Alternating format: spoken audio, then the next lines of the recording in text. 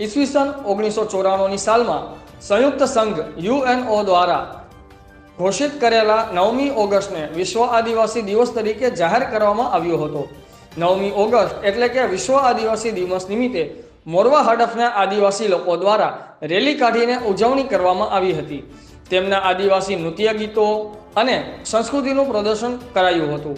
મંડેલી ગામે જોહાર ચોક ઊભો કર્યો અને સભાનું આયોજન કરવામાં આવ્યું હતું। રજાઈટા ગામમાં ચોકનું પૂજન પણ કર્યું હતું। લોકોને આદિવાસી દિવસ વિશે સમજાવી જાગૃત કરવામાં આવ્યા હતા અને જાણકારી અપાઈ હતી।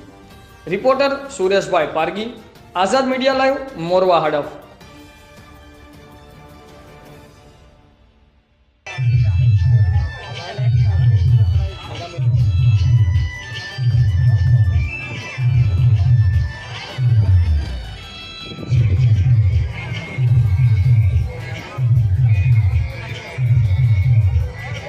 દુનિયાનો પણ નથી। ખોટી વાત છે મારી ખોટી વાત લખો મને બરાબર। એટલે સમાજના હિત માટે, પોતાના કુટુંબના હિત માટે આજે સાહેબ શ્રીને પણ અમે બાબા સાહેબનો ફોટો અર્પિત કરી અને અમારા આદિવાસીની જે હયાતી છે એ હયાતી હજુ આ પૃથ્વી પર મોજૂદ છે એ વસ્તુ પ્રતિપાદિત કરવા અમે ઈચ્છીએ છીએ અને આ તમારા માધ્યમ દ્વારા અમે આ સંદેશો ગુજરાત અને ભારતના છેક રાષ્ટ્રપતિ અને આપણા વડાપ્રધાન સુધી જાય એવું અમે ઈચ્છીએ છીએ। અને અમારા સમયમાં અમને જે બંધારણીય હક અને અધિકાર મળેલા છે એના માટે અમે સમાજના દરેક યુવા કાર્યકર મિત્રો દિવસે ને દિવસે જાગૃત થતા જાય છે અને દિવસે ને દિવસે આજે સમાજમાં જે શું ચાલી રહ્યું છે, વિશ્વમાં શું ચાલી રહ્યું છે તેની નજીક જઈ રહ્યા છે અને તમામ આદિવાસીઓનો પૂર્વ ઇતિહાસ પણ લોકો જાણતા થયા છે।